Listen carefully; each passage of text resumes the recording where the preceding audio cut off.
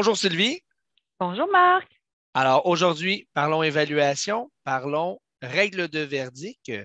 Alors, je dirais d'emblée, qu'est-ce que c'est? C'est cette bébite-là qui est souvent incomprise, qui est un peu nébuleuse.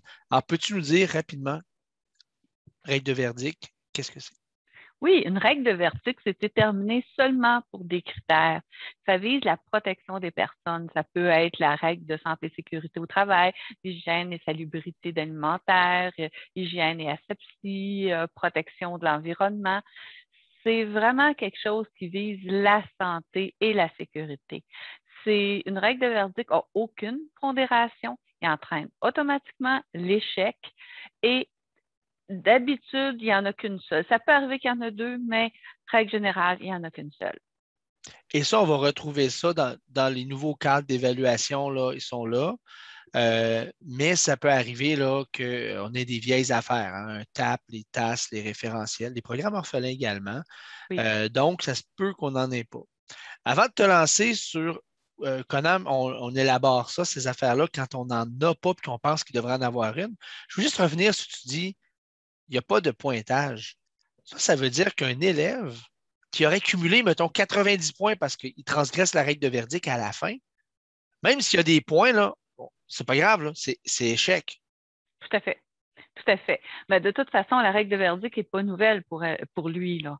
C'est quelque chose qu'il a appris tout au long de la compétence et qu'on a fait état, en fait, tout le long du programme, parce que bien souvent, ça fait partie du programme tout entier. Donc, non, c'est effectivement un arrêt immédiat, tant en apprentissage qu'en évaluation. OK. Moi, ça m'est déjà arrivé dans un vieux programme, justement, en soutien informatique, où on avait un tableau d'analyse et de planification. Je t'explique, à part même en assemblage de postes, où il y avait un risque là, pour la santé, parce que si tu ouvrais l'ordinateur et tu ne débranchais pas le fil, ben, tu peux être électrocuté. Mais même là, dans le TAP, c'était pas écrit. Il n'y avait rien par rapport à ça. Mais puis dans un autre cas, je me souviens, on avait en centre d'appel, on voulait ajouter une règle qui était que si tu divulgues des informations privilégiées d'un client, par exemple, ses informations bancaires, des choses comme ça, sans avoir identifié le client avant, ben ça, c'est pas acceptable sur le marché. Puis on se disait, ben, on voulait mettre une règle de verdict. Puis notre conseiller pédagogique à l'époque nous avait sorti une loi, c'est la loi sur Voilà. protection des informations professionnelles du Canada. Puis on s'est appuyé là-dessus en disant, ça protège les gens, c'est appuyé sur une loi. On n'a pas de cadre ministériel qui nous balisait bien tout ça. On avait un vieux TAP. Alors on se sentait légitimé d'ajouter cette règle-là. On était-tu correct ou on Tout à était un fait, champ? oui, tout à fait, parce que vous vous basez sur une loi. Donc, à ce moment-là, vous étiez effectivement parfaitement correct. Une loi qui protégeait la personne, parce que je ne pourrais pas prendre n'importe quelle loi puis dire, ben, parce qu'il y a une loi, je peux faire une règle de verdict. C'est ça, la règle de verdict protège toujours, que ce soit euh, physiquement ou moralement. Tout à fait. Est-ce qu'on pourrait envisager quelque chose, je pense à des huiles usées qui protègent l'environnement? Ce n'est pas une personne, ça? Ben oui, mais ça protège quand même la santé des gens parce que ça peut se déverser dans les eaux, ça peut Hmm. contaminer toutes sortes de choses. Donc, on est encore dans la santé et sécurité, oui. OK. Fait que si je comprends bien, parfait. Même l'environnement, euh, plus largement, ça protège les individus. OK, je comprends tout ça. À l'évaluation maintenant, tu Mhm. as dit que oui, on l'a préparé tout le long, c'est le fun, là. Mais mettons là, que mon cuisinier, il me tranche un beau morceau de poulet cru, puis il se taille un brocoli là-dessus après. Mhm.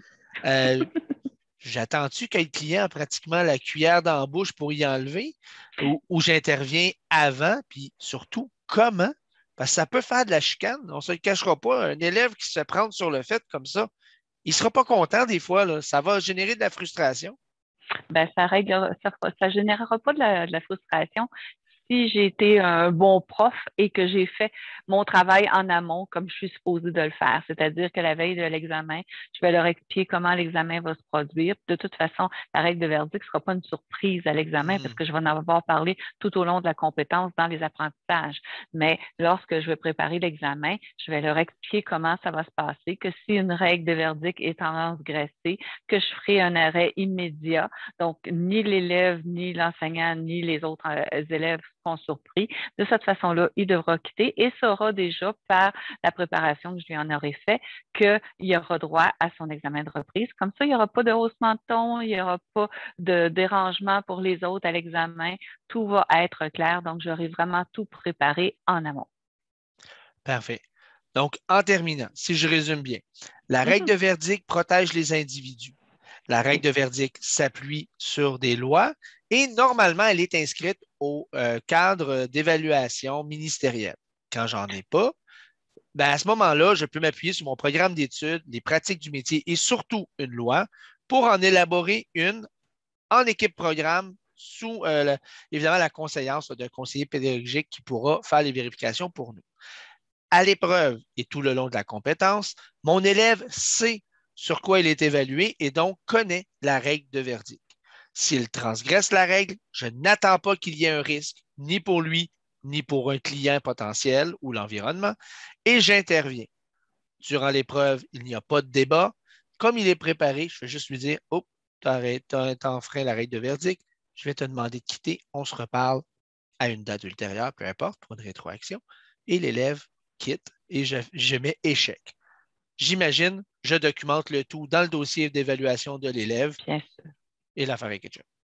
Tu mets une belle étoile dans ton cahier, Marc. Bravo. Merci Sylvie. Alors, c'était Parlons Évaluation avec Sylvie, mais merci beaucoup pour ton temps. À la prochaine. Merci à toi, Marc. Bye bye. Si vous avez des questions, n'hésitez pas à consulter votre conseiller ou conseillère pédagogique.